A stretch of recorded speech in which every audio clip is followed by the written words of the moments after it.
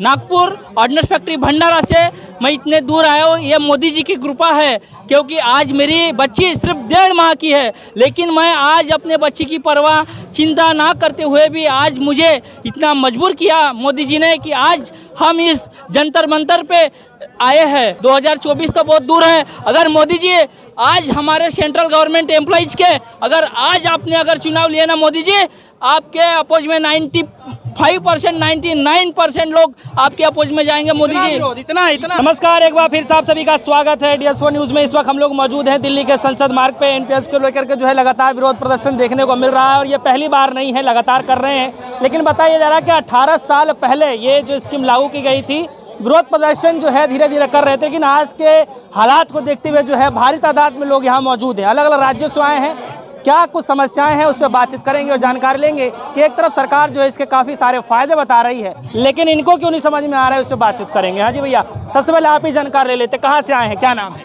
मेरा नाम अर्जुन कुमार पुरोहित है। मैं DRDO से आए हैं, देहरादून से। देहरादून से आए हैं जी। और क्यों विरोध कर रहे हैं आप?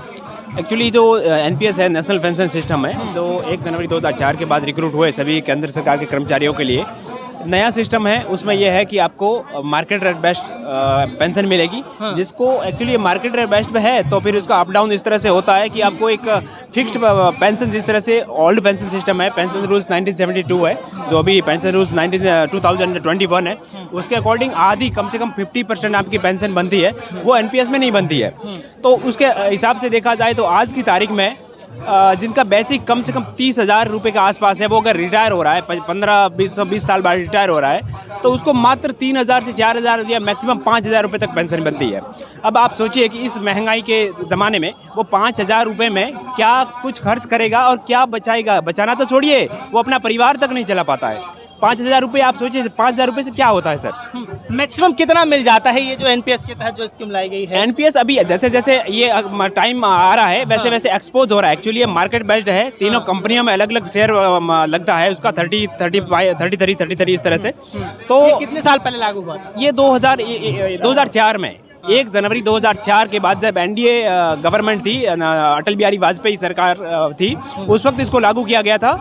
तब एक्चुअली ये नहीं था कि हमें भी ये नहीं पता था, पुराने जो एम्प्लॉयज हैं क्या होगा बाद में जाकर ये होगा कि इसका इफेक्ट आज जाके पता चल रहा है। आज जैसे जैसे कर्मचारी रिटायर हो रहे हैं, उनको पेंशन के रूप में मात्र 3,000, 4,000, 5,000 रुपये मिलता है। हाईएस्ट कितना मिला है अब तक? 5,000 रुपये से ज्यादा है ही नहीं। बिल्कुल बिल्कुल बिल्कुल। लोएस्ट 1,500 रुपये। कितना 962। जो पहले देश में जो पहले एक व्यक्ति NPS योजना आई थी, NPS में नौकरी करते हुए वो रिटायरमेंट हुए तो उसको मिनिमम जो पेंशन जो लास्ट बेसिक 7 CPC में जो मिनिमम बेसिक है 18,000, तो उसका 50% मिलता है DA प्लस बेसिक का। तो उसमें वो 50% मिलना चाहिए था, लेकिन उस व्यक्ति को मिला सिर्फ 962 रुपये। तो तब हमें लगा कि ये NPS यानी मोदी जी बोलते तो बहुत है युवाओं के लिए, ये देश के मेरे देश के युवा है, 125 करोड़ जनता मेरे देश के युवा है, लेकिन यही हमारे देश के युवाओं की मोदी जी बात नहीं सुन रहे हैं। हम बोल रहे हैं मोदी जी के शब्दों में ही मोदी जी जैसे बोलते हैं NPS यानी हमारे लिए वो N यानी नो है, पे यानी पेंशन और यस यानी स्कीम है। मोदी जी जैसे बोलते हैं ना NPS बहुत अच्छी है। मोदी जी को हम बताना चाहते हैं कि NPS ये हमारे साथ एक कामगार मजदूरों के साथ ये एक छलावा है और इसके अतिरिक्त कुछ नहीं है। आज जनता के द्वारा चुना हुआ एक नुमाइंदा 5 साल जो सांसद बनता है, MLA बनता है, मंत्री बनता है, ये जनता के भरोसे बनता है। लेकिन हम मजदूर, हम अपने आयु के 60 साल जॉब करते हुए, नौकरी करते हुए भी हमको हमारी पुरानी पेंशन क्यों नहीं मिल रही? आज मैं नागपुर से इतने दूर आया हूँ, ये नागपुर ऑर्डिनेंस फैक्ट्री भंडारा से मैं इतने दूर आया हूँ, ये मोदी जी की कृपा है। क्योंकि आज मेरी बच्ची सिर्फ 1.5 माह की है, लेकिन मैं आज अपने बच्ची की परवाह चिंता ना करते हुए भी आज मुझे इतना मजबूर किया मोदी जी ने कि आज हम इस जंतर मंतर पे आए हैं। लेकिन मोदी जी को मैं फिर से ये बताना चाहता हूँ, मोदी जी आप जब जब ये मजदूरों का शोषण करेंगे उतना ही ये मजदूर तीव्र होकर आपके खिलाफ आवाज उठाएंगा और यहाँ से मजदूर उठकर अपने अपने निर्माणियों में जाएंगा और बताएंगा मोदी जी आपने 7 चीते तो लाए, लेकिन आप यहाँ पे हर एक मजदूर, हर एक जो आदमी है, हर एक व्यक्ति है जो एम्प्लॉय है, ये सरकारी सेंट्रल गवर्नमेंट के एम्प्लॉय है, यहाँ का हर एक व्यक्ति वो आपने चीते लाए, लेकिन हमारा यहाँ का हर एक व्यक्ति यहाँ का शेर है। ये यहाँ का शेर जब टकराएंगा आपसे तो आपको याद पता चल जाएगा मोदी जी, आने वाले दिन 2024 तो बहुत दूर है। अगर मोदी जी आज हमारे सेंट्रल गवर्नमेंट एम्प्लॉइज के अगर आज आपने अगर चुनाव लिए ना मोदी जी, आपके अपोज में 95% 99% लोग आपके अपोज में जाएंगे मोदी जी। इतना गुस्सा। देखिए सर, पहले तो सबसे पहले आपका धन्यवाद कि आप इसे कवर कर रहे हैं, वरना अभी तक यहाँ नेशनल मीडिया तो हमें देखने को मिली नहीं है। नेशनल मीडिया वाकई में ये सवाल है कि इतने बड़े जो है लेवल पे विरोध प्रदर्शन चल रहा है, तमाम राज्यों से लोग आए हुए हैं, लेकिन एक भी जो है अखबार मीडिया, एक भी इलेक्ट्रॉनिक मीडिया जो है इस खबर को चलाने नहीं आई है। देख सकते हैं दूर दूर तक जो है, जहां तक मेरी निगाहें जा सकती है वहां पे जो है लोग अन्य राज्यों से आए हुए विरोध प्रदर्शन कर रहे हैं एनपीएस को लेकर के, लेकिन एक भी बड़ी मीडिया नहीं है। हाँ, नहीं आई। हाँ भैया बताइए आप। सर, हमारा ये कहना है कि कई संगठनों में लोग संविदा पे कार्य किया करते थे, जिनको 2004 के बाद परमानेंट किया गया। उन्होंने अपने 30 से 35 वर्ष दे दिए, लास्ट के 18 साल के अंदर लोग रिटायर हुए हैं। तो रिटायर होने पर जो उनका लास्ट बेसिक था वो 30,200 रुपये के आसपास था।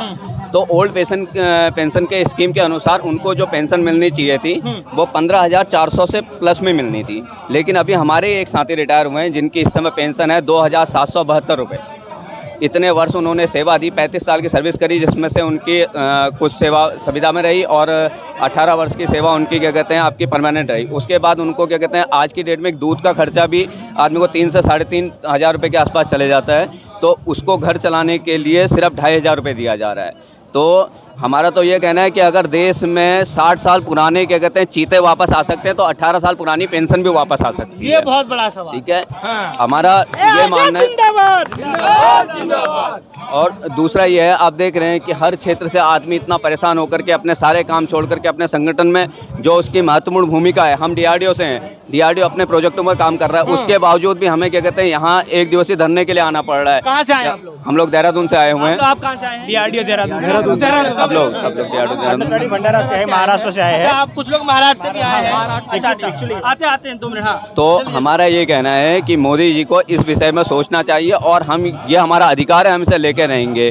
जिस प्रकार अगर किसान आंदोलन करके अपने क्या कहते हैं किसान बिल को वापस ले सकता है, तो हम भी एनपीएस को वापस लेकर के ओपीएस में जा सकते हैं। इसके लिए अगर हमें क्या कहते हैं अपने प्राणों भी देनी पड़ी तो हम उससे भी पीछे नहीं हटेंगे, क्योंकि हमारे परिवार का सवाल है, हमारे भविष्य का सवाल है। भरोसा है कि सरकार इसको बिल्कुल लेना पड़ेगा। हम तो कह रहे हैं भरोसा क्यों, मोदी जी खुद भरोसा दिला रहे हैं। जब आप 60 साल पुराने चीते ला सकते हैं तो हम 18 साल पुरानी पेंशन क्यों नहीं ला सकते हैं?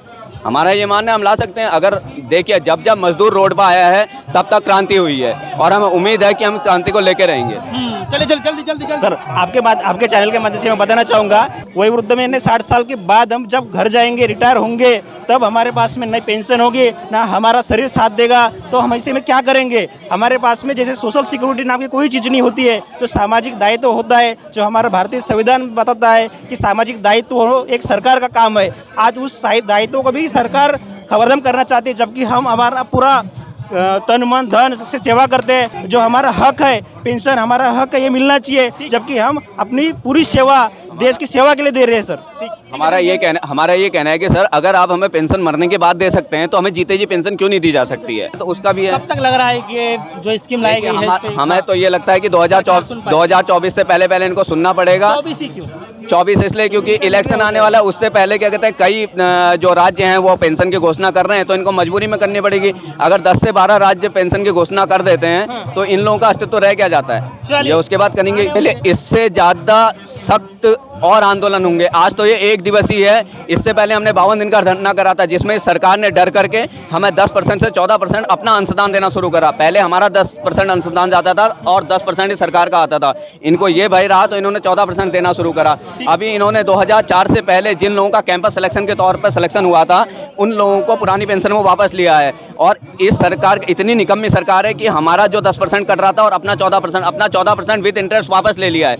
हमारा ये पूछना है कि वो भी तो हमारा अगर हमें पहले से राइट होता तो हम उस हिसाब से अपना फंड जमा कर रहे होते। चलिए। तो आगे भी ये आंदोलन जारी रहेगा और हम सभी क्या कहते हैं साथी इतना बताना चाहते हैं कि 2023 इस मोदी सरकार के लिए अच्छा नहीं जाने वाला है। हमें जिस स्तर पर जाना पड़ेगा हम उस स्तर पर आंदोलन करेंगे। चलिए, इसको लेकर के विरोध प्रदर्शन कर रहे हैं तमाम राज्यों से लोग, महाराष्ट्र से जो है, उसके बाद जो है यूपी से आए हैं, देहरादून से आए हैं, तमाम जगह से लोग आए हैं, मौजूद हैं। उनसे खासा बातचीत हम लोग कर रहे थे। लेकिन देखने वाला दिलचस्प बात ये होगा कि जिस एनपीएस को लेकर के विरोध प्रदर्शन किया जा रहा है उसी को लेकर के आने वाले समय में क्या कुछ होगा ये तो आने वाला वक्त ही बताएगा। लेकिन जानकारी लेते रहेंगे लगातार, क्योंकि इनका विरोध प्रदर्शन पहले भी चलता रहा है, लेकिन सरकार तक शायद बात नहीं पहुँच पा रही। अगर पहुँच भी रही है तो कह रहे हैं कुछ परसेंटेज कम भी किए, लेकिन 24 में का आखिरी जो है मतलब टाइम दे रहे हैं कि अगर 24 तक मानेंगे तो ठीक है, वरना फिर देखा जाएगा क्या कुछ। फिलहाल के लिए हमें इजाजत। धन्यवाद।